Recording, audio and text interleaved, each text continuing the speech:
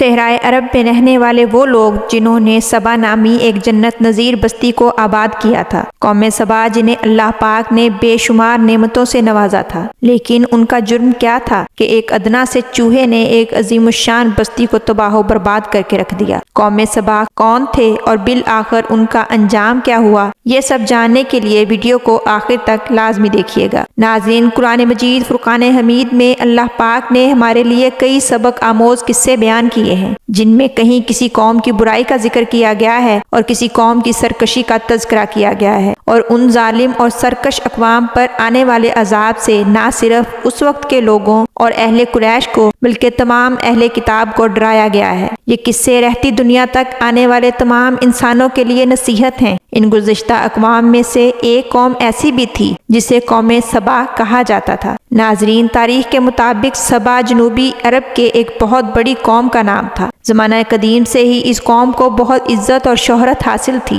2500 سال قبل از مسیح کی سوریہ اور بابل کے کتبے میں اس قوم کا ذکر ملتا ہے۔ اس کے علاوہ بائبل کی کتاب یرمیہ میں بھی اس قوم کا ذکر کیا گیا ہے۔ اگر تاریخ کا مطالعہ کیا جائے تو معلوم ہوتا ہے کہ اسلام کے ظہور سے قبل جزیرہ عرب میں بسنے والے اقوام کو مورخین چند طبقوں میں تقسیم کرتے ہیں، جو کہ عرب باعدہ، عرب عاربہ اور عرب مستعربہ کہلاتے ہیں۔ ناظرین، قوم سبا کا تعلق عربوں کے دوسرے نمبر پر آنے والے طبقے یعنی عرب عاربہ سے تھا۔ قوم سبا کو سبا اس لیے کہا جاتا ہے کیونکہ اس علاقے کو سبا نامی ایک شخص نے آباد کیا تھا۔ ناظرین، ابن عباس رضی اللہ تعالیٰ عنہ بیان فرماتے ہیں کہ رسول کریم صلی اللہ علیہ وآلہ وسلم سے سوال کیا گیا کہ سبا کوئی مرد تھا یا عورت یا کسی ملک کا نام ہے، تو جواب میں آپ صلی اللہ علیہ وآلہ وسلم نے ارشاد فرمایا کہ سبا ایک مرد تھا جس کے 10 بیٹے تھے، ان میں سے 6 یمن چلے گئے اور 4 شام روانہ ہو گئے۔ سبا سام بن نوح احتام کی اولاد تھا، یہی وجہ تھی کہ ان لوگوں کو کہتانی عرب بھی کہا جاتا تھا۔ سبا کا اصل نام عبد الشمس تھا۔ اہل تاریخ نے یہ بھی لکھا ہے کہ عبد الشمس نے اپنے زمانے میں آخری نبی کی بشارت بھی دی تھی اور وہ ایک نیک انسان تھا۔ سبا جنوبی عرب کے تمام قبائل کا جد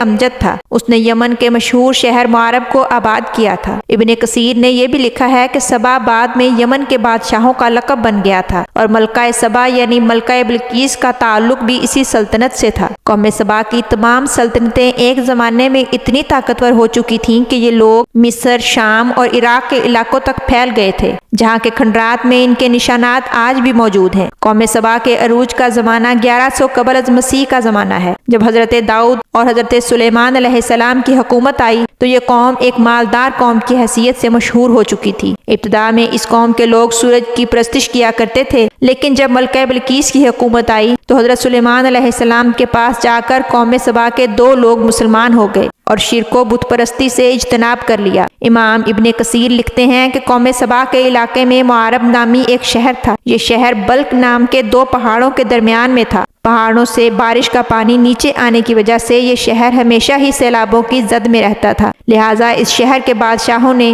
جن میں ملکہ بلقیس کا نام بھی شامل ہے، انہوں نے دونوں پہاڑوں کے درمیان میں ایک مضبوط بند تعمیر کروایا۔ اس بند نے سیلاب کے پانی کو روک کر پانی کا ایک وسیع ذخیرہ بنا دیا۔ اس بند کے اوپر نیچے پانی باہر نکلنے کے 3 راستے بنائے گئے۔ اس بند کے نیچے ایک بڑا سا تالاب تھا۔ اس تالاب سے نہریں نکالی گئیں جو شہر کے مختلف اطراف میں پانی پہنچاتی تھیں۔ ان پہاڑوں پر دونوں طرف ہی خوبصورت باغات لگائے گئے جن میں ہر قسم کے پھل بکثرت پیدا ہوتے تھے۔ ناظرین، کہا جاتا ہے کہ پھلوں کی فراوانی اتنی تھی کہ اگر ایک عورت خالی ٹوکری سر پر رکھ کر چلتی تو خود بخود ٹوٹ کر گرنے والے پھلوں سے وہ ٹوکری بھر جاتی تھی۔ اتنے وسیع رقبہ پر پھیلے باغات کو دیکھ کر یوں محسوس ہوتا تھا کہ جیسے کوئی خوابوں کا شہر ہو۔ بے شمار پھلوں اور قدرتی پھولوں کی خوشبو کی وجہ سے یہ پورا علاقہ معطر رہتا تھا۔ ہوا چلتی تو عود، عنبر کی خوشبو فضا میں پھیل جاتی تھی۔ اللہ پاک نے اس علاقے کو بلد طیبہ قرار دیا ہے، جہاں نہ گرمی تھی نہ سردی، اور آب و ہوا ایسی صحت بخش تھی کہ کسی موذی جانور اور بیماری کا نام و نشان تک نہ تھا۔ ناظرین، کہا جاتا ہے کہ ملکہ بلقیس سے حضرت سلیمان علیہ السلام کا رشتہ ہو جانے کے بعد قوم سبا ایک لمبے عرصے تک توحید کی پیروی کرتی رہی،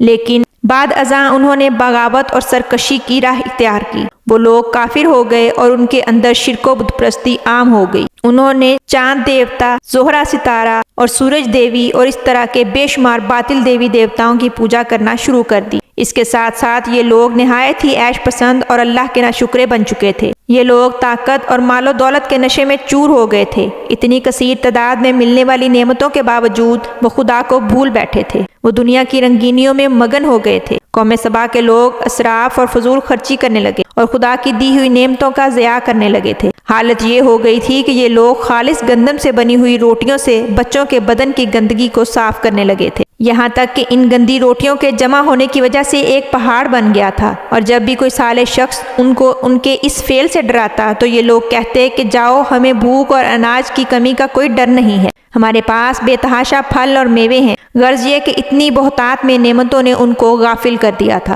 کہا جاتا ہے کہ قوم سبا میں وقتاً فوقتاً نبی مابعوث کیے گئے تھے۔ ان انبیاء نے اس قوم کو راہ راست پر لانے کے لیے تلقین کی اور بے جا اسراف سے توبہ و استغفار کرنے کو کہا، لیکن اپنی سرکشی کی وجہ سے انہوں نے انبیاء کرام کی اس دعوت کو ٹھکرا دیا۔ اللہ نے اس قوم کو سنبھلنے کی بہت مہلت دی، مگر یہ لوگ کفران نعمت پر ڈٹے رہے، لہٰذا اللہ پاک نے ان کی گرفت کرنے کا ارادہ کر لیا۔ ان لوگوں کے جرم کی پاداش میں اندھے چھچوندروں کو ان پر مسلط کر دیا گیا۔ ان چوہوں اور چھچوندروں نے ان کے عظیم الشان معرب بند کا رخ کیا۔ ان چوہوں نے بند کو نیچے سے کھودنا شروع کر دیا اور اس میں سوراخ کرتے چلے گئے۔ یہ سوراخ کافی مقدار میں ہو گئے، کئی چھوٹے تھے اور کئی بڑے تھے، لہٰذا اب جب پانی کا ریلا آیا تو اسے ان سوراخوں کے ذریعے سے نکلنے کا راستہ مل گیا، جس کی وجہ سے بند ٹوٹ گیا اور پانی پوری بستی میں پھیل گیا۔ قوم سبا کے تمام باغات اور کھیت پانی میں غرق ہو گئے۔ اس پانی میں قوم سبا کا تمام مال و دولت اور مویشی بہتے چلے گئے۔ اہل سبا کے تمام محلات اور مکانات ویران ہو گئے۔ قوم سبا کے تمام لوگ پانی میں غرق ہوئے اور ہلاک ہو گئے۔ مورخین لکھتے ہیں کہ سبا کے کچھ لوگ بھاگ کر عرب کے وسط یعنی یثرب چلے گئے۔ بعد میں یہ قبیلہ اوس اور خزرج کہلائے۔ انہی لوگوں نے بعد میں مدینہ شہر کو آباد کیا اور ان کا جد امجد عمر بن عامر نامی شخص تھا۔ ناظرین، نعمتوں کی کثرت نے قوم سبا کو سجدہ شکر بجا لانے کی بجائے سرمست اور خدا کی یاد سے غافل کر دیا، جس کے نتیجے میں دردناک عذاب کے ذریعے ان کو ہلاک کر دیا گیا۔ یہ سزا ان کے اپنے ہی اعمال کا نتیجہ تھی۔ اس طرح سے اللہ پاک نے اس سرکش قوم کو انتہائی عروج سے گرا کر اس گہری کھائی میں پھینک دیا جہاں سے پھر کبھی کوئی مغلوب قوم دوبارہ کھڑی نہیں ہو سکی۔ ناظرین، امید کرتی ہوں آپ کو آج کی یہ ویڈیو پسند آئی ہوگی۔ اس ویڈیو کو لائک کیجئے، دوسروں کے ساتھ شیئر کیجئے، چینل کو سبسکرائب کر کے بیل آئیکن کو پریس کر دیجئے گا تاکہ میری ہر نئی آنے والی انفارمیٹیو ویڈیو کا نوٹیفیکیشن بر وقت آپ کو مل سکے۔ حاضر ہوں گی ایک نئی ویڈیو کے ساتھ، تب تک کے لیے اجازت دیجئے۔ اللہ حافظ۔